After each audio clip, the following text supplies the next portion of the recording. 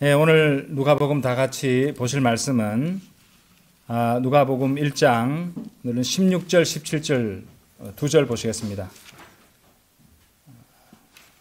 누가복음 1장 16절, 17절 말씀.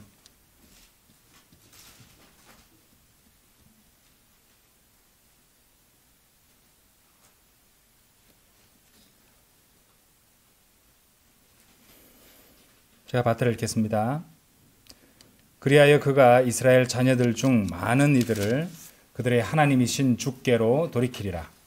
그리고 주를 위해 예비된 한 백성을 준비시키기 위하여 그가 엘리야의 영과 권능으로 그분 앞에 가리니 아버지들의 마음을 자식들에게로 불순종하는 자들을 의인들의 지혜로 돌이키기 위하여 그리하리라. 다 같이 이 말씀에 좋은 조명 주시도록 잠시 기도드리겠습니다. 지극히 위대하시고 거룩하시며 사랑과 은혜가 풍성하신 아버지 하나님, 또 저희 적은 무리를 수요 기도로 풀로 모아주시고 또 하나님의 말씀에 경청하게 하옵시고 주님의 뜻 가운데서 주님께 또 감사함으로 저희들이 간구하는 바를 아뢰 수 있는 귀한 특권을 허락하여 주심을 감사드립니다. 이 자리에 모인 지체들과 또 온라인으로 함께하고 있는 지체들은 모두 주님의 보혈로 구속받은 귀한 형제 자매들입니다. 하나님의 말씀을 사랑하고 또 하나님께서 말씀하시는 바를 마음판에 새기고 또 그 말씀대로 순종하며 살기를 원하는 그런 사람들입니다. 아버지 하나님, 이제 선포될 하나님의 말씀으로 또 주님께서 우리 모든 성도들이 또 성장하게 하시고 믿음이 굳건하게 세워지도록 도와주시오며 또 주님께서 인도하시는 그 좁은 길을 걸어갈 수 있는 힘과 또 기쁨을 얻을 수 있도록 인도해 주시옵소서. 아버지 하나님, 오늘은 조금 또 무게가 있는 교리들을 공부하는 시간입니다. 우리 성도들한테 그 어느 때보다도 주님께서 공급해 주시는 지혜와 명철이 더욱 필요하며 성령님께서 비춰주시는 그 조명이 더욱더 필요한 때입니다. 아버지 하나님, 이 시간에 우리 모든 성도들에게 주님께서 지혜와 명철을 더하여 주셔서 이제 배우는 귀한 교리를, 또 성경적 교리를, 또 이 땅을 휘잡고 휘감고 많은 사람들을 지옥으로 보내고 있는 그런 칼빈주의에 관한, 또 그것의 허점에 관한 귀한 말씀을 선포할 터인데 아버지 하나님께서 이 시간을 복 주셔서 또 불쌍한 그런 기독교 신자들이 지옥을 향해 가고 있는 그 발걸음을 돌이켜 하나님께로 돌이킬 수 있도록 인도해 주시옵소서. 이를 위해서 부족하고 어리석은 저에게도 주님께서 영을 성령님으로 충만케 해주시고 입술을 주관하여 주셔서 또 이 귀한 교리를 잘 강론할 수 있도록 역사해 주시옵소서. 주님께 모든 것을 의탁드립니다. 마치는 시간까지 사탄이 틈타지 못하도록 보호해 주시옵소서. 모든 것을 주님께 감사드리고 의탁드리오며 이 모든 말씀 이제 곧 다시 오셔서 저희를 데려가 주실 위대하신 우리 주 예수 그리스도 이름 받들어 기도드렸습니다. 아멘. 네, 오늘 드릴 말씀 제목은요, 이중적용과 칼빈주의. 이중적용과 칼빈주의. 우리 성도들은 한 번 정도씩은 다 보셨던 그런 말씀들인데요. 성경 말씀은 이제 또 교리도 그렇지만은 좀 어렵거나 좀 깊이 공부해야 되는 부분들의 경우는 더욱더 그렇습니다. 한 번 들어서는 잘 알 수 없습니다. 여러 번 반복해서, 그렇죠? 이 성경도 보시면 사복음서도 주님께서 다각도로 반복해서 그렇게 말씀을 기록하여 남겨주셨잖아요. 그래서 우리는 말씀을 매일 읽고 또 반복해서 읽고 또 바르게 나눠서 읽고 또 묵상하고 또 적용하고 실천하며 살아야 된다는 것입니다. 자, 오늘 이제 공부를 해보겠습니다.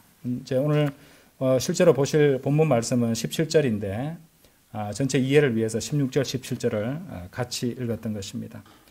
자, 17절 말씀을 보시면은 그리고 주를 위해 예비된 한 백성을 준비시키기 위하여 그가 엘리야의 영과 권능 안에서 그분 앞에 가리니, 영어로 보시면 before him 이렇게 되어 있습니다. 그분 앞에 가리니 아버지들의 마음을 자식들에게로 불순종하는 자들을 의인들의 지혜로 돌이키기 위하여 그리하리라, 이렇게 말씀하십니다.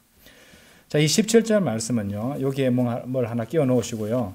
말라기 한번 가보겠습니다. 말라기 4장 말씀을 보시면은 이 말라기 말씀을 인용한 말씀이구나 하고 여러분이 알 수 있게 됩니다.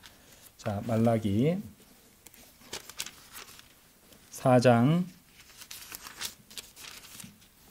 5절 6절. 보라, 위대하고 살벌한 주의 날이 오기 전에 내가 예언자 엘리야를 너희에게 보내겠노라. 그리하면 그가 아버지들의 마음을 자식들에게로, 자식들의 마음을 그들의 아버지들에게로 돌이키리니 내가 와서 땅을 어떤 저주로 치지 아니하게 하리라. 자, 이제 이 17절 말씀은, 누가복음 1장 17절 말씀은 방금 읽어보셨던 말라기 4장 5절 6절을 인용하신 말씀입니다. 이제 근데 이 두 구절을 한번 비교해 보시면요. 자, 일단은 누가복음 여기 왔다 갔다 하시면 보시겠습니다. 1장 17절에서 그리고 주를 위해 예비된 한 백성을 준비시키기 위하여 그가 엘리야의 영과 권능으로 그분 앞에 가리니라고 말씀하시잖아요. 그죠? 그분 앞에 가리니, 그분이 말라기 4장 5절을 보시면은, 그죠? 보라, 위대하고 살벌한 날이 오기 전에 내가 예언자 엘리야를 너희에게 보내겠노라, 이런 말씀이 나오잖아요. 그러니까 이제 뭐 영어를 그대로 이렇게 이제 순서를 맞춰서 이렇게 번역을 하자면은 주를 위해 예비된, 그러니까 주의 말라기 4장 5절이 주의 위대하고 무시무시한 날이 오기 전에 이제 이렇게 교열이 되는 걸로 알고 있습니다. 그래 보시면은 이 주의 위대하고 무시무시한 날이 오기 전에, 또 여기 지금 우리 지금 현재 2판에서는 위대하고 살벌한 주의 날이 오기 전에, 그러니까 주의 날이 오기 전에, 주께서 오시기 전에, 이런 식으로 연결을 지을 수 있습니다. 그렇게 되면은 어떻게 되냐면은 이 4장 5절에 이 주가 바로 누가복음 1장 17절에 그분 앞에 할 때 그에 해당한다는 것을 우리가 알 수 있습니다. 그런데 실제로 누가복음 1장 17절을 보시면은 여기 그분 앞에 할 때 그분은 바로 예수 그리스도시거든요. 그래서 말라기 4장 5절 6절 말씀과 누가복음 1장 17절을 비교해 보시면은 이 그분이 바로 the Lord, 주님이신데 그분이 또 예수 그리스도시라는 사실을 우리가 알 수 있다는 것이죠. 자, 이런 점을 예수 그리스도께서 구약의 여호와이심을 증명하는 구절로서 제시할 수 있는데요. 자, 이거 누가복음뿐만이 아니라 마가복음에서도 우리가 그런 것을 볼 수 있습니다. 자, 일단은 말라기에도 이제 손을 하나 끼워 놓으시고요. 마가복음 1장 한번 가보겠습니다. 마가복음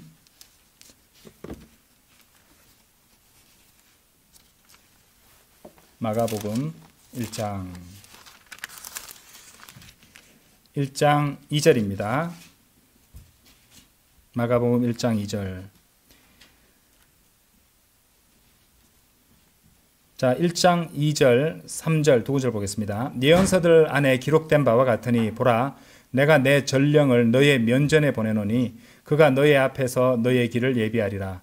광야 가운데서 외치는 이의 음성이 이르기를 너희는 주의 길을 예비하고 그분의 행로들을 곧게 하라 하였더라.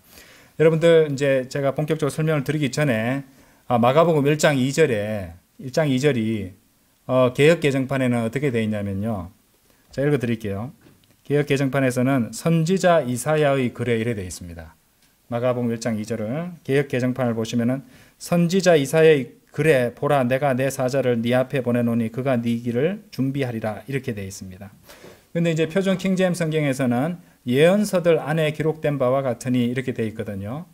이제 NIV도 제가 그 개역 개정판 거기 불러드렸던 그 내용에 거의 준하게 되어 있습니다. 선지자 이사야를 언급하고 있거든요. 이제 예언자 이사야 말입니다. 근데 마가복음 1장 2절에 킹제임스 성경을 보시면은 as it is written in the prophets 이 나옵니다. prophet은 예언자도 되고 예언서도 됩니다. 그럼 예언서들에 기록된 바와 같이 그렇게 정확히 킹제임스 성경의 본문을 번역을 했는 것인데, 이 개역 개정판에 보시면 선지자 이사야의 글에라고 되어 있다는 것이죠. 자, 그것이 왜 틀렸는지는 좀 이따 설명을 드리겠습니다. 일단은 이제 여기에 끼워 넣으시고 말라기, 아까 끼워 넣으셨죠? 말라기 3장 1절 한번 가보십시오. 말라기 3장 1절. 보라 내가 나의 전령을 보내겠으니 그가 나의 앞에서 그 길을 예비하리라. 그리고 너희가 찾는 주가 갑작스럽게 자신의 성전으로 오리니 바로 너희가 크게 즐거워하는 언약의 전령이로다. 보라 그가 오리라. 만군의 주가 말하노라. 지금 마가복음 1장 2절은 보라 내가 내 전령을 너희 면전에 보내노니, 말라기 3장 1절은 보라 내가 나의 전령을 보내겠으니 그가 나의 앞에서 그 길을 예비하리라. 자, 그러니까 마가복음 1장 2절은 선지자 이사야가 아니죠. 그죠? 예, 말라기 3장 1절을 이제 인용한 것입니다. 그렇죠? 예. 그러니까 이사야가 기록한 글을 이제 인용한 게 아닙니다.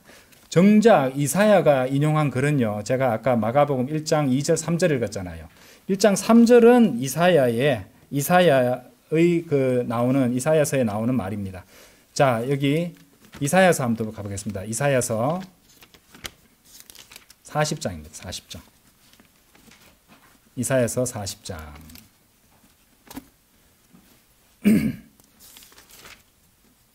개역 성경에 성경을 갖다가 어이없게 되어 있는 거예요. 성경이.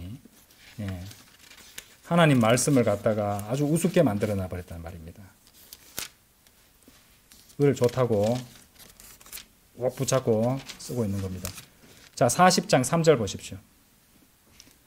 광야 가운데서 외치는 자의 음성이 있어 이같이 말하는도다. 너희는 주의 길을 예비하라. 사막 가운데서 우리 하나님의 대로를 곱게 하라. 자, 지금 바로 그 부분이 뭐냐면은 마가복음 1장 3절 보세요. 여기 이사야 40장에 손 끼워 놓으시고 여러분이 직접 비교해 보십시오. 제 말이 틀린가? 자, 마가복음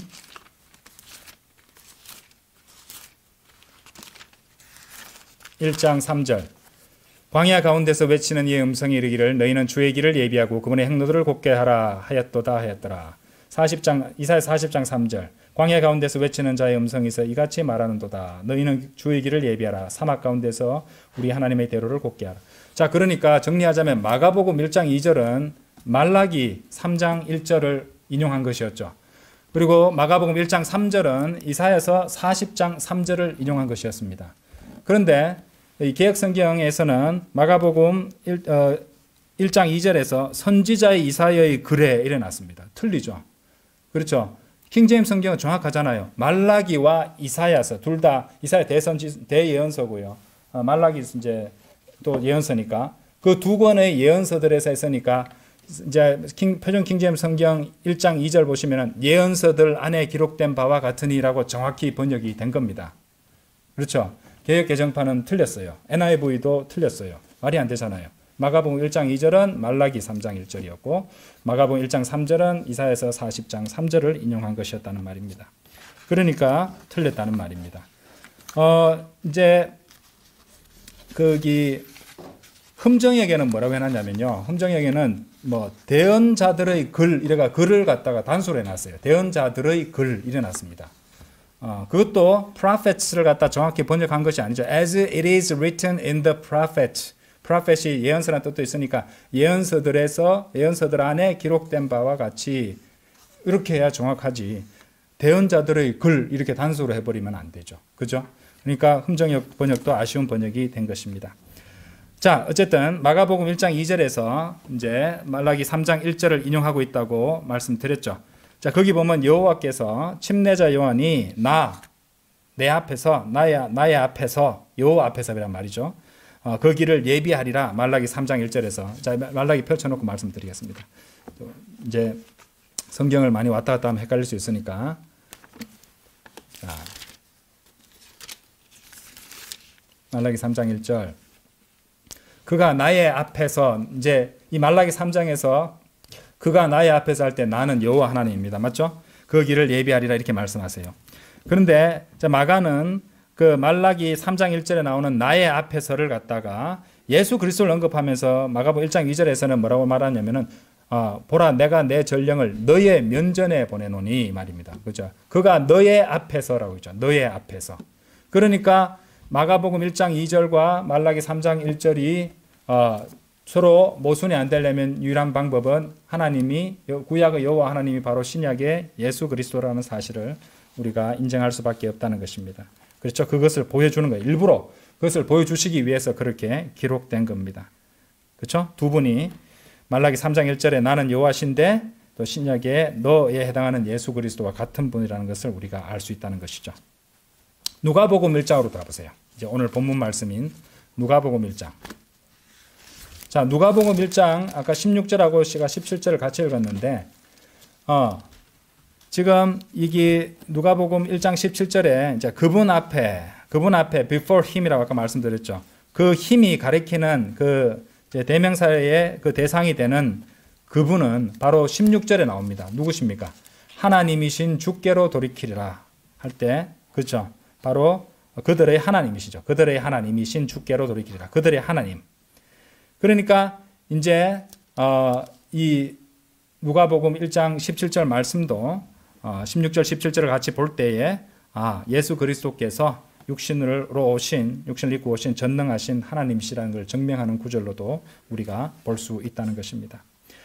자, 실도 다른 성경 구절도 마찬가지인데요. 요한복음 1장 14절에서는 그런즉 그 말씀이 육신이 되어 우리 가운데 지내셨으니 우리가 그분의 영광을 보았는데 아버지의 독생자로서의 영광이라 은혜와 진리가 충만하였더라 이렇게 말씀하십니다.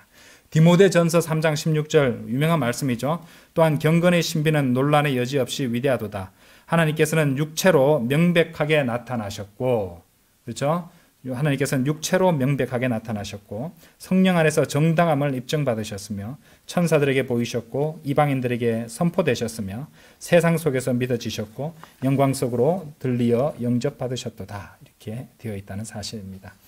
그러니까 이제 성경이 따지고 보면은 이제 개역 성경에 이제 마가복음 1장 2절을 그냥 선지자 이사야의 글이라고 한 것은 구약의 여호와께서 신약의 예수 그리스도시라는 사실을 보여주는 굉장히 중요한 부분을 아주 우스운 번역으로 만들고 모순이 되는 것처럼 그러니까 마가복음 1장 2절은 말라기에 대한 인용이었고 말라기 3장 1절이었고 그리고 마가복음 1장 3절은 이사야 40장 3절 말씀을 인용한 것이었는데 그걸 정확하게 하지 않고 예언서들이라고 정확하게 하지 않고 엉뚱한 번역을 해놓아서 성경이 오류가 있는 책으로 만들어버렸던 것입니다.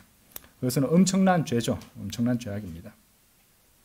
자, 이제 오늘 그 본격적으로 제목으로 말씀드렸던 부분과 연관지어서 설명을 좀 드리겠습니다. 자, 우리가 성경을 갖다가 공부하다 보면은 이제 이 학자들, 특히 성경학자들 갖다 혼란스럽게 만드는 그런 이제 개념이 하나 등장하게 되는데요. 우리도 이제 성경 읽다 보면 맞닥뜨리게 되는데 바로 이중 적용이라는 것입니다. 이제 누가복음 1장 17절이 바로 그 대목이 되는데요. 이것을 자세히 설명드리려면 여러 가지를 설명을 드리면서 나중에 정리를 해드릴 수 있겠습니다. 어쨌든 여러분도 잘 아시겠지만은 이제 가브리엘이 사카랴에게 나타나서 말하는 그 내용은 우리 초림 때 예수님께서는 이제 고난을 받으시잖아요. 고난 받으시는 이제 우리 구주의 초림과는 전혀 관계는 없는 말을 갖다가 하고 있다는 말입니다. 그러니까 이제 말라기 아까 이제 누가복음 1장 17절이 말라기 4장 5절 6절을 인용한 거라고 말씀드렸잖아요. 실제로 말라기 4장 5절을 보시면은 주의 위대하고 무시무시한 날이 오기 전에 내가 예언자 엘리야를 너희에게 보내겠노라 이렇게 말씀하시거든요. 그런데 예수님의 초림에 대해서는 우리가 잘 알고 있습니다. 위대하고 무시무시한 게 전혀 없었습니다. 그렇죠? 예수님께서는 오히려 마태복음 11장 29절에서는 온유하고 마음이 온유하고 겸허하셨다고 그렇게 말씀하시는 것입니다. 그렇죠? 이사야서 42장 3절에서는 그는 상한 갈대 하나도 꺾지 아니할 것이요 그는 연기나는 심지를 끄지 아니하리라 이렇게 기록하고 있다는 것입니다. 그러니까 초림 때 예수님은 막 이렇게 이제 민족들을 심판하시고 또 정복하시는 왕으로서 오시는 것이 아니라 인류의 죄들을 구속하시려고 오신 순함받는 구원자로서 오셨던 것이죠. 그것을 잘 보여주는 대목이 이사야서 53장입니다. 그리고 주의 날이라는 것은 재림을 말하는 것이지 결코 초림을 언급하는 것이 아닙니다. 그런데 학자들이나 우리들이 공부할 때 이렇게 혼란을 주는 그런 성경 구절이 존재하는 건 사실입니다. 왜냐하면 구약에서 종종 초림과 재림이 함께 언급되기도 하는 것을 보게 되기 때문이죠. 영어 킹제임스 성경의 경우에는요, 심지어 어떤 때는 단지 한 문장 안에서 쉼표라든지 세미콜론으로 구분되기도 한다는 것입니다. 이제 그 침례자 요한에 관해서 언급하는 이사야서 말씀이 있는데요. 그것에 대한 아주 완벽한 어떤 예시를 우리가 이사야서 40장에서 한번 발견하게 됩니다. 한번 열어보시죠. 이사야서 40장. 이사야서 40장 제가 1절부터 5절까지 읽어보겠습니다. 너희는 위로하라. 너희는 나의 백성을 위로하라. 너희 하나님이 말하노라. 너희는 예루살렘에게 위로하며 말하고 그녀에게 외치라. 곧 그녀의 전쟁이 종식되었고 그녀의 죄악이 용서되었다는 것이라. 이는 그녀가 자신의 모든 죄들에 대하여 주의 손에서 2배를 받았기 때문이라. 여러분들 이 방금 1, 2절 읽었는데요. 이 부분은 이루어졌습니까? 아직 이루어지지 않았습니다, 여러분들. 이건 재림에 대한 관련된 문맥이에요. 관련 구절은요. 이 로마서 11장 26절, 27절인데요. 찾지 말고 한번 들어보십시오. 그런 뒤에 온 이스라엘이 구원받게 되리라. 기록된 바와 같으니 시온으로부터 구출자가 나오시리니 그래야 야곱에게서 불경건한 것을 치워버리시리라. 이는 내가 그들의 죄들을 제거할 때 그들을 향한 나의 언약이 이것이기 때문이라 하였도다. 바로 로마서 11장 26절, 27절이 이것과 연관되는 구절로서 결코 아직 이루어지지 않은 재림의 문맥입니다. 그런데 3절을 보세요. 이사야서 40장 3절. 광야 가운데서 외치는 자의 음성이 있어 이같이 말하는도다. 너희는 주의 길을 예비하라. 사막 가운데서 우리 하나님의 대로를 곱게 하라. 아까 제가 마가복음 1장 3절이 바로 이사야서 40장 3절을 인용한 거라고 말씀드렸잖아요. 그렇죠? 예. 그런데 이 부분은 바로 초림의 상황을 말하고 있는 부분이잖아요. 그렇죠? 초림입니다. 그렇죠? 예. 지금 그런데 이 침례자 요한에 대해서 이제 언급하고 있는 바로 이제 그 40장 3절 말씀인데 이 침례자 요한에 대한 말씀이 40장 3절에서 나오고 나서 다른 어떤 어떻게 설명이나 무슨 이제 이렇게 암시로 이런 것도 없이 곧바로 4절 5절 한번 보세요. 4절 이사야서 40장 4절 5절에서 무슨 말씀이 나오냐면요. 자, 정리하면 아까 좀 전에 보셨던 40장 1절 2절은 재림 문맥이었어요. 근데 40장 3절은 침례자 요한을 가리키는 초림 문맥입니다. 근데 4절 5절은 보세요. 모든 골짜기마다 크게 높아질 것이요. 모든 산과 언덕마저 낮아리라. 산이 어떻게 낮아집니까? 초림 때 그런 일은 결코 일어나지 않았습니다. 그 일은 재림 때 일어날 것인데요. 특히 사사기 5장 5절에 보시면 산들이 주 앞에서 녹았나니라는 표현이 나와요. 산이 녹아버리니까 낮아지는 거예요. 그렇죠? 신명기 33장 2절에서도 참고 구절로 발견할 수 있게 되는데 계속 읽어보겠습니다. 또 뒤틀린 곳이 곧게 될 것이요 거친 곳들이 평탄하게 되리라. 그리고 주의 영광이 나타나 보여지리니 모든 육체가 그것을 함께 보리라. 이는 주의 입이 그것을 말씀하셨기 때문이라. 자, 방금 읽었던 이사야서 40장 이 지금 4절 5절 이 말씀도 예수 그리스도께서 재림 때 권능을 가지고 나타나실 때까지는 결코 일어나지 않습니다. 그러니까 이제 교리적으로 봤을 때 이사야서 40장 1절부터 5절까지 말씀은요. 구조가 어떻게 되어 있냐면요. 샌드위치 구조로 되어 있습니다. 1, 2절은 재림, 그리고 안에 들어가는 햄에 해당하는 부분은 초림, 그리고 4, 5절은 또 다시 재림의 문맥이 나오고 있다는 것입니다. 그렇죠? 이렇다 보니까 이사야 같은 이 예언서를 기록한 이사야 같은 예언자도 구약의 저자들은 이제 이렇게 기록을 해놓고도 본인도 잘 몰라서 그렇죠. 찾아보고 탐구하고 했던 그렇게 했어야만 했다는 것이죠. 그들도 이제 하나님께서 영감을 넣어주시는 대로 그렇게 기록을 했지만은 실제로 자신이 어떻게 돌아가는지도 완전히 알지 못한 채 이런 것들을 기록했다는 것입니다. 그래서 베드로전서 1장 11절 이런 말씀이 나오는 거예요. 그리스도의 영께서 미리부터 그리스도의 순환들과 뒤따를 영광을 증언하셨을 때 그들 안에 있던 그 영께서 무엇을 또는 어떤 범죄의 시기를 알려주셨는지 찾아보았느니라. 그들도 찾아봐야만 했단 말이죠. 찾아보고 확인해보고 탐구해보고 그렇게 했어야만 했다는 것입니다. 자, 왜 이제 이렇게 뒤섞여 있는 것이고 또 이렇게 또 동시에 일어나는 것처럼 보이고 이렇게 혼란스럽게 성경이 되어 있을까요? 그 해답은요, 이제 이 점을 저번에도 한번 설명을 드렸습니다만은 이 복음서들을 통해서 그리고 사도행전 7장에 이르기까지 하나님께서는 이제 이스라엘이 어떻게 하느냐에 따라서 어떤 반응이 나오느냐, 그렇죠? 그들이 어떻게 하느냐에 따라서 만일 일이 일어나면 이렇게 되고 만일 저 일이 일어나면 저렇게 되고 이 모든 것들을 유동적으로 이쪽이 되든 저쪽이 되든 그렇게 될 수 있는 상황을 만드셨다는 것입니다. 그러니까 유대인들이 예수 그리스도를 메시아로서 영접했었더라면은 예수 그리스도의 초림이 곧바로 재림으로 될 수 있도록 상황들을 하나님께서는 준비해 놓으셨던 것이죠. 이제 예수님께서 그분의 백성들에게 오셨을 때 이제 그분의 백성들이 받아들였더라면은 교회 시대는 열리지 않았겠죠. 그렇죠? 예. 이런 점을 생각해 볼 수 있다는 것입니다. 그런데 예수님께서는 물론 성경 기록들을 이루시기 위해서 우리의 죄들을 위해서 죽으셔야만 했던 것은 우리가 감안해서 이해를 해야 됩니다. 그런데 실제로 만일 그 유대인들이 예수님을 영접했더라면은 또 그분을 십자가에 로마가 죽이도록 내어드리지 않았더라면은 우리 이제 그 예수님의 죽음에 대해서 유대인들은 책임을 질 필요는 없었다는 점이죠. 그러면은 만일 그렇지 이제 예수님을 그렇게 죽음에 대한 책임을 지지 않아도 되었을 것이라면은 만일 그렇게 됐더라면은 이 사도행전 7장에서 휴거가 일어나고 곧바로 대환란이 뒤따랐을 것이고 그리고 요한복음 17장 12절에 나오는 그런 파멸의 아들이 이 끝없는 구렁에서 올라왔을 것이고 이제 적그리스도가 되는 거죠. 로마의 시저로서 자신의 자리를 취했을 것이고 로마는 또 사라져 버리게 될 것이고 뭐 이런 일들이 일어났을 수도 있었다는 것입니다.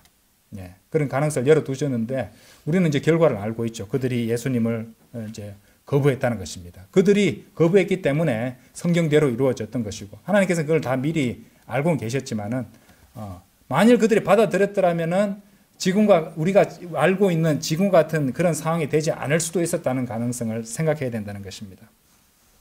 자, 이런 말씀을 드리면요, 이 칼빈주의자들 같은 분들은 완전히 경악해 버립니다.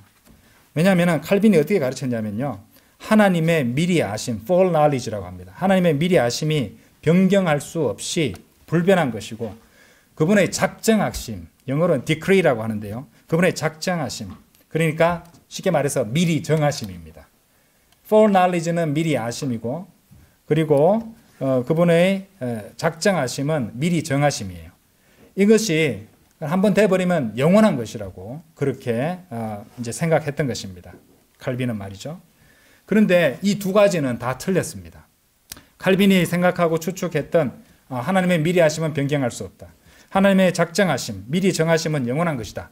둘 다 추측에 지나지 않았고 그 추측들은 다 틀렸다는 것입니다.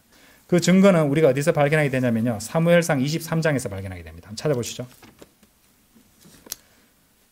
사무엘상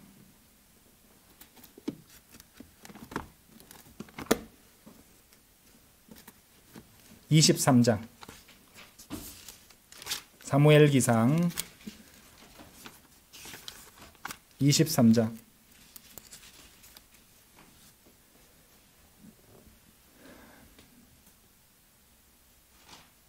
10절부터 한번 볼게요. 그때 다윗이 같이 말씀드렸더라. 오 이스라엘의 주 하나님이시여, 하나님이여, 사울이 저로 인하여 크일라로 와서 도시를 멸하려고 한다는 것을 당신의 종이 틀림없이 들었나이다. 크일라 사람들이 그의 손안에 저를 넘겨버리리까?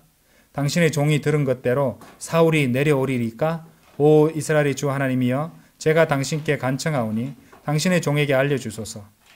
그러자 주께서 말씀하시기를 그가 내려오리라 하셨느니라. 하나님께서 이제 미리 다 아시니까 예언으로서 딱 말씀하시는 거예요. 그가 내려오리라. 그때 다윗이 말하기를 크일라 사람들이 저와 제 사람들을 사울의 손안에 넘기겠나이까 하였더라.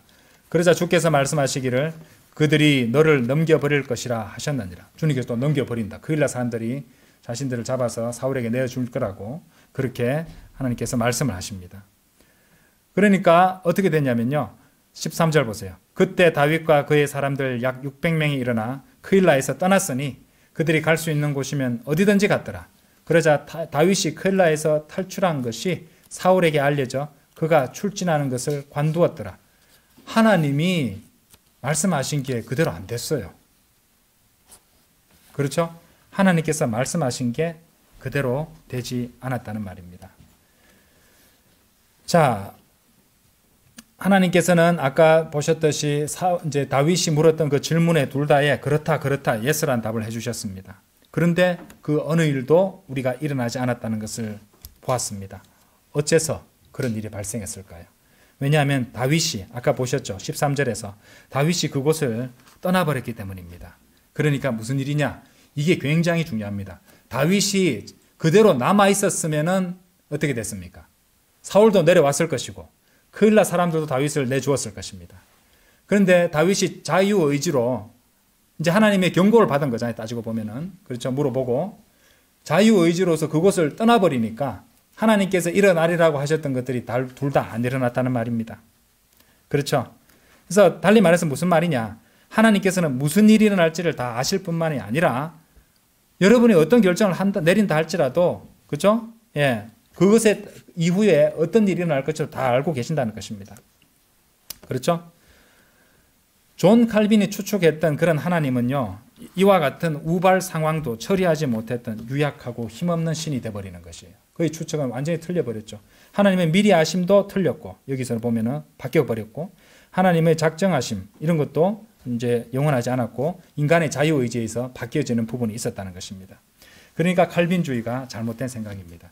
칼빈주의는 이제 쉽게 말해서 튤립으로 설명을 많이 합니다. 전적 타락이라고 하죠. Total depravity. 인간의 의지까지 다 타락해버렸다는 것이죠. 그래서 자기 의지로 예수님을 영접도 못한다는 것입니다. 두 번째는요, 무조건적 선택, unconditional election입니다. 하나님께서 창세전에 구원받을 사람, 지옥 갈 사람, 그분의 어떤 그 권한으로 다 선택을 하신다는 것입니다. 그렇죠? 그리고 무조건 선택하면은 그 사람은 무조건 구원받는다 이 말이죠. 그렇죠? 그 다음에 제한된 속죄, 구원받을 예수 그리스도의 보혈이 모두에게 적용되지 않는다는 말입니다. 쉽게 말해서 구원받은 사람이 있고 구원받지 못한 사람들이 있다는 건데 그것이 모두에게 적용되는 건 아니라는 말이죠. 이 개념은 다릅니다. 결과론적으로 보면은 우리도 복음을 전해도 구원받는 사람도 있고 구원 거부해서 끝까지 거부해서 구원받지 못하고 지옥 가는 사람이 있는 건 맞습니다만은 적어도 예수 그리스도의 보혈은 누구에게나 자기가 자유의지를 가지고 그것을 믿고 받아들이면 구원받을 수 있다는 것이잖아요. 근데 이것은 그것과는 전혀 다른 얘기가 되어버린다는 말입니다. 저항할 수 없는 은혜라는 말은 irresistible grace라고 되는데 저항할 수 없다는 것이죠. 의지와 상관없이 무조건 구원하시면 무조건 구원하신다는 것입니다. 그리고 성도의 견인 perseverance of the saints라고 하는데 그래서 앞 글자를 다 떼서 보면 튤립이 된다는 것입니다. 이 시간에 정확하게 다 일일이 설명을 못 드리는데 이것도 끝까지 구원받기로 되어 있으면 끝까지 구원받는다는 말입니다. 이제 구원의 영원한 보장하고 비슷하게 보이지만은 구원받는 사람이 하나님께서 인간의 자유의지와 상관없이 그분의 계획과 그분의 선택에 의해서 이제 저항할 수 없이 구원받고 그 사람의 구원이 끝까지 확실히 보장되고 반드시 구원받게 하신다. 이런 얘기니까 바른 교리는 아니라는 말이죠. 자, 근데 이런 가르침들은 좀 전에 제가 설명드렸던 것만 봐도 이제 말이 안 된다는 것을 우리가 알 수 있다는 것이죠. 진짜 하나님의 영원하신 작정이 뭐냐면요. 바로 지옥입니다. 지옥. 지옥에 갈 사람이 어떤 특정 사람을 정한 게 영원하신 작정이 아니라 지옥이 원래는 영원한 작정입니다. 왜냐하면 로마서 6장 23절에서 죄의 대가는 사망이요. 이렇게 말씀하셨거든요. 에스겔서 18장 20절에서도 죄를 짓는 그 혼, 그것이 죽으리라. 이렇게 말씀하셨다는 것이죠. 그러면 칼빈이 주장하는 유기의 작정이라는 교리가 있어요. 영원히 벌을 받을 사람이 정해졌다는 교리에 따르자면요. 이 말씀에 의해서 지구상의 모든 인간은 그 작정하에 있는 것이 되고 맙니다. 성경 말씀대로 그렇잖아요. 왜냐하면 로마서 3장 23절에서는 이는 모든 사람이 죄를 지었기 때문에 하나님의 영광에 이르지 못하였기 때문입니다. 그러면 이제 누가 얘기했죠. 그건 영원한 작정도 있지만 선택의 작정도 있지 않느냐. 그런데 이 사람들이 말하는 선택의 작정, 그것은 그들이 주장하는 것처럼 영혼의 근간이 있는 게 아닙니다. 시간의 근간을 두고 있다는 것이 무슨 말이냐. 창세전에 구원받을 사람의 명단을 미리 정해줬다는 것이 아닙니다. 그죠? 에베소서 1장 4절 한번 열어보세요. 에베소서 1장 4절. 말씀을 잘 봐야 됩니다.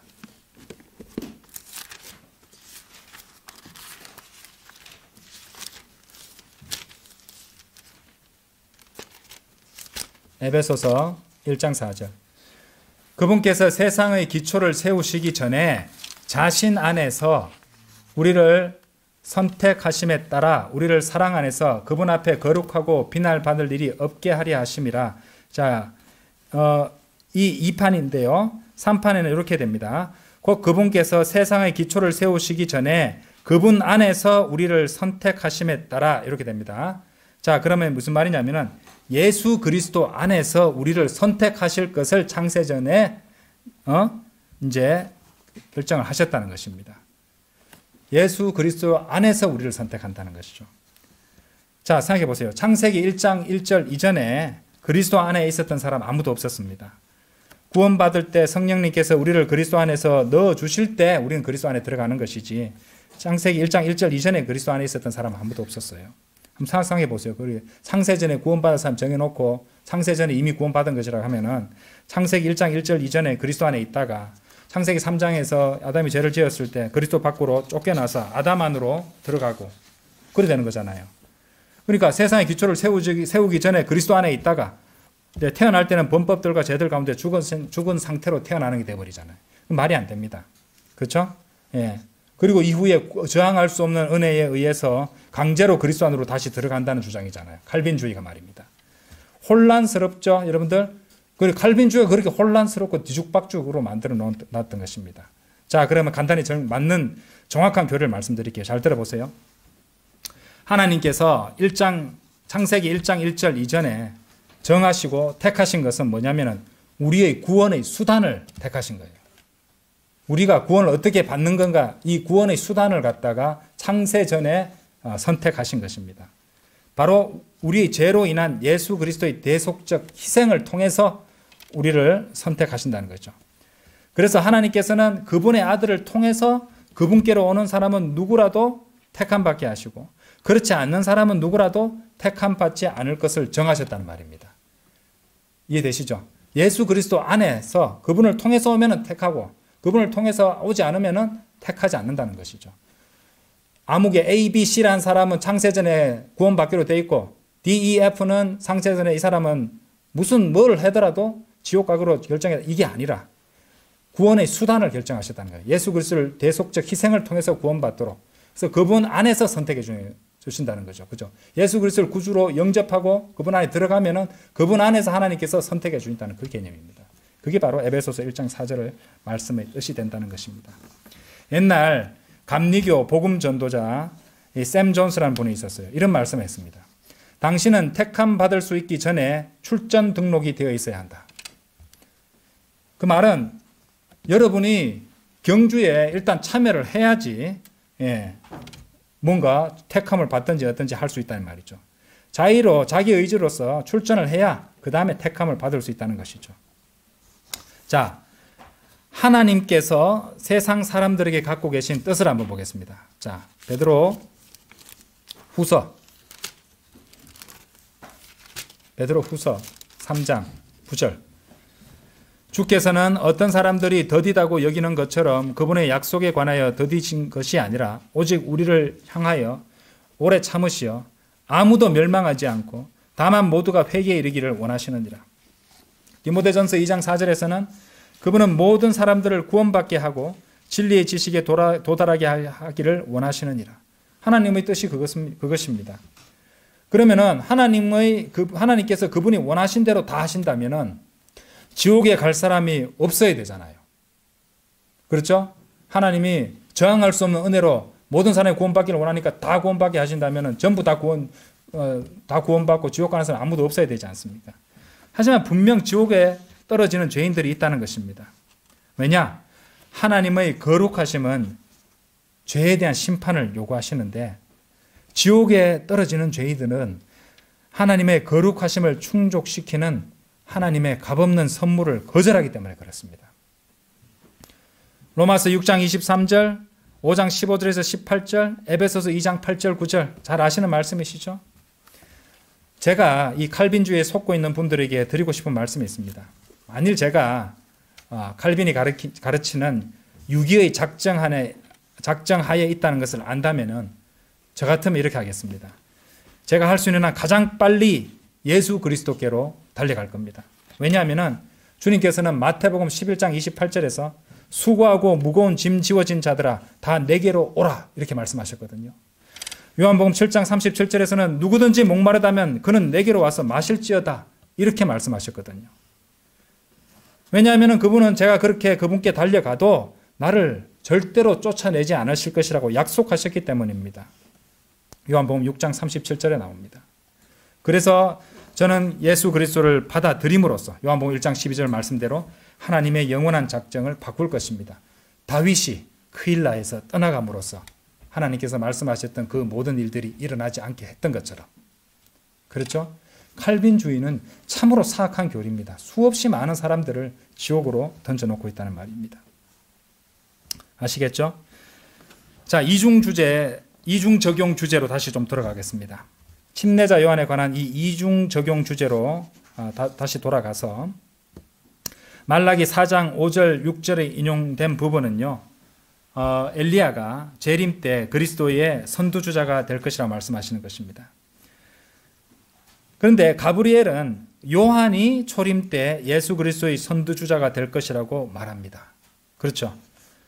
왜냐하면 엘리야의 영과 권능 안에서 왔기 때문이죠. 달리 말해서 유대인들이 그리스도에 대한 요한의 증거를 받아들였더라면 요한은 말라기 4장 5절 6절의 예언대로 그러니까 이제 엘리야로서의 성취가 이루어질 수도 있었다는 말이죠. 침례자 요한이 엘리야였습니까?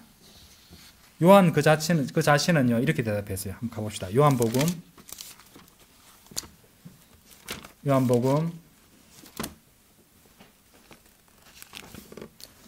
1장 21절.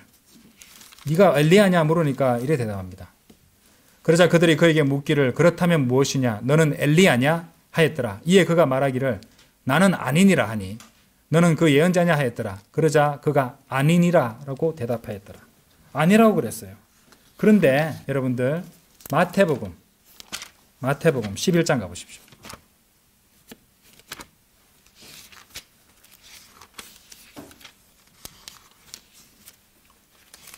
마태복음 11장 14절이에요. 14절. 마태복음 11장 14절. 그런즉 만일 너희가 그것을 받아들일 의지가 있다면 이 사람이 오기로 되어 있던 엘리야니라. 조건이 있었네요. 그렇죠?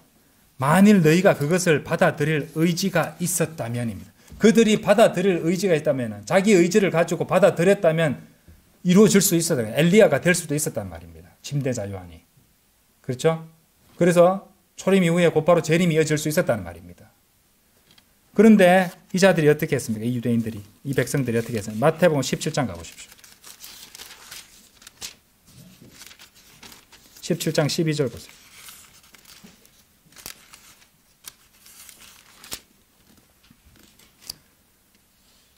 그러나 내가 너희에게 이같이 말하노니 엘리야는 이미 왔노라. 그런데 그들이 그를 알지 못하고 오히려 무엇이나 그들이 내키는 것을 그에게 행하였노라.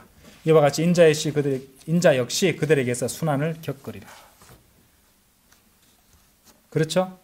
그들이 받아들일 의지가 없었던 것이고 거부했죠. 그래서 어떤 일이 일어난 겁니까?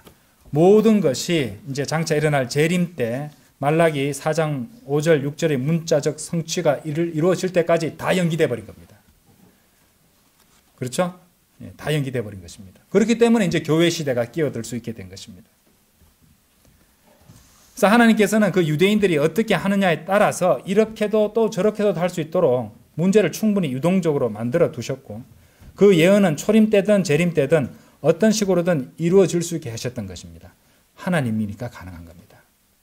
그렇죠? 그리고 성경에 기록해서 그렇게 될 수도 있었다는 걸 다 보여주셨잖아요. 그렇죠? 이것이 바로 오늘 공부하시는 누가복음 1장 17절에 나오는 것입니다. 아주 오묘한 게 담겨 있었죠. 어렵습니다. 그죠? 자, 천사 가브리엘이 우리가 아까 읽었던 말라기 4장 6절. 자, 다시 두 구절을 펴놓고 이제 거의 제 말씀 거의 다 드렸습니다. 누가복음 1장으로 일단 가셔서 1장 17절을 펼쳐 놓으시고 말라기 4장도 한번 4장 6절 한번 펼쳐 보시겠습니다. 자, 말라기는 4장 6절에서 이렇게 말하고 있죠. 그리하면 그가 아버지들의 마음을 자식들에게로, 자식들의 마음을 그들의 아버지들에게로 돌이키리니, 그렇게 말했죠. 자, 그래서 누가복음 1장 17절로 가보세요. 이렇게 말씀하십니다. 그가 엘리야의 영과 권능 안에서 군 앞에 가리니 아버지들의 마음을 자식들에게로. 여기까지는 좋습니다. 그죠?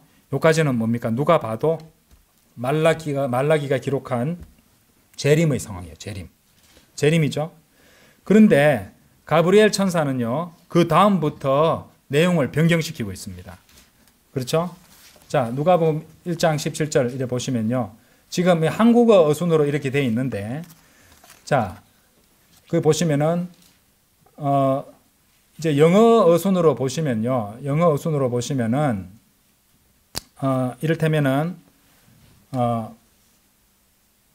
주를 위해 예비된 한 백성을 준비시키기 위하여가, 저 뒤에 이제 영어를 보시면은, to make ready a people prepared for the Lord. 이 부분이 제일 뒤에 나옵니다. 그렇죠? 지금 영어 가지고 설명해주면 헷갈리니까. 실제로 이 부분을 보시면은, 이제 말라기 4장 6절에 나오는 내용과, 다른 내용으로 그 이제 예언을 변경시키고 있다는 것이죠. 그래서 이 부분에 대해서, 러크만 목사님은 어떻게 말씀하시냐면은, 자, 그리고 주를 위해 예비된 한 백성을 준비시키기 위하여 이 부분 보이시죠? 그 뒤에 또 보시면은 불순종하는 자들을 의인들의 지혜로 돌이키기 위하여 그리하리라. 이 부분 또 보이시죠? 자, 이 부분을 교회 시대와 초림으로 제시한다는 것입니다. 그러니까 이건 재림이 아니란 말이죠. 이 부분은. 그러니까 누가복음 1장 17절은 재림과 초림과 교회 시대가 다 들어있어요. 그러니까 러크만 목사님 주석서의 설명에 따르면은 어떻게 보시냐면은 주를 위해 예비된 한 백성을 준비시키는 것은 초림, 불순종하는 자들을 의인들의 지혜로 돌이키기 위하여 이 부분은 교회 시대. 그렇죠? 그리고 아까 처음에 보셨던 아버지들의 마음을 자식들에게로 이렇게 돌이키는 이 부분은 말라기 4장 6절 말씀처럼 재림. 그러니까 이 한 절 안에 재림과 초림과 교회 시대가 다 들어있는데 그것도 순서대로 되어 있는 게 아니라 이 말입니다. 영어 순서대로 보시면은 어떤 순서냐면은 제일 먼저 재림이 나와 있고 그 다음에 교회 시대가 나오고 그 다음에 초림의 순서로 영어 킹제임스 성경 순서로 보시면 그렇게 나와 있다는 말입니다. 어렵죠? 그렇죠? 이렇게 이 경륜은 그러니까 이제 은혜의 분배하심이라고 보통 우리가 말하는데 이 한 문장 안에서도 구분될 때가 있다는 것입니다. 성경에는. 그리고 이제 아까 그 이사야서 40장에서는 이제 1, 2절은 재림이었고 3절은 초림이었고 또 4, 5절은 재림이 되는 샌드위치 같은 그런 구조도 보셨고 지금 우리가 누가복음 1장 17절처럼 한 문장 안에서도 재림과 또 교회 시대와 또 초림 이런 것들이 이제 순서도 다르게 그렇게 나오기도 한다는 것입니다. 자, 그러면 하나님께서 왜 그렇게 하실까요? 성경은 살아있는 책입니다. 하나님의 말씀을 바르게 나누려고 하지 않은 그런 학자들을 혼란스럽게 하기 위해서 그들의 마음을 드러내기 위해서 그렇게 거꾸로 제시한다는 것입니다. 여러분들 우리는 성경을 읽잖아요. 사람들은 성경을 읽는다고 말합니다. 그렇죠? 그런데 성경은 사실 인간의 마음을 드러내는 책입니다. 우리가 얼마 전에도 윤경원 목사님 그 설교도 봤지만은 와인에 대한 그 설교를 보셨죠. 킹제임스 성경에서 와인으로 검색을 해보면요 272회가 나옵니다. 그런데 이 단어들을 갖다가 술을 마시고자 하는 자들은 그것을 모두 알코올이 함유된 발효된 포도주로 읽어 술을 마시기 위한 정당성을 확보하려고 할 겁니다. 예수님도 술을 마신 걸로 만들려고 할 겁니다. 왜냐하면 자기들도 고상하게 마셔야 되거든요. 하지만 성경을 알고 술을 쳐다보지도 말라 그렇게 명령하신 하나님의 뜻을 구하는 사람들은 그것이 포도즙일 때와 포도주일 때를 정확히 구별하고자 하나님께 기도하며 지혜를 구할 것입니다. 그러니까 이런 점을 한번 생각해 보십시오. 하나님께서 왜 하나님께서는 분명하게 포도주 뭐 이런 식으로 안 해놓고 영어로 보니까 와인은 둘 다를 의미할 수 있는 단어를 쓰셨는가? 인간의 마음을 드러내시는 것입니다. 그러니까 우리가 성경을 읽는다고 하지만은 따지고 보면은 실상 성경이 그 사람을 읽고 계신 것입니다. 성경이 야고보서 1장에 보시면은 거울에 유리, 그죠? 비춰보는 그 유리 거울에 비유되잖아요. 우리가 유리 거울을 보지만은 동시에 그 거울은 또 우리 모습을 비춤으로써 우리를 보고 계시는 것입니다. 그렇기 때문에 바른 마음으로 하나님 말씀에 접근하지 않는 사람들은 하나님께서는 그 사람에게 조명을 열어주시지 않습니다. 그렇죠? 자, 성경이야말로 하나님의 말씀이라는 것을 믿고 또 주님께서 말씀하시는 것은 무엇이든지 아멘으로 순종하겠다는 사람에게, 그리고 성경을 바르게 나누어서 공부하기 위해서 이 지혜를 구하는 사람에게 하나님께서는 진리를 드러내시고 계시를 열어주시는 것입니다. 오늘 여기까지 공부하시겠습니다. 다 같이 기도하시겠습니다.